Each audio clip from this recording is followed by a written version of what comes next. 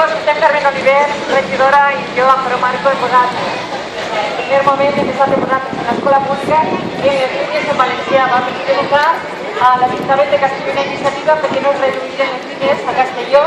Després vam fer com no va voler el Partit Popular fer debat, vam utilitzar el reglament per tant de fer una moció que ens la va vetar el Partit Popular sense tindre competències d'acord amb el reglament, i al final en un plenari vam retirar totes les iniciatives. Per tant, en el 3 i preguntes a l'alcalde de Castelló de què pensava fer amb l'escolatge de Castelló a l'escola pública, si retirar la seva ell o no, si anava a presentar aquest recurs de reposició, al final perquè això és administratiu o no a la decisió de la conselleria.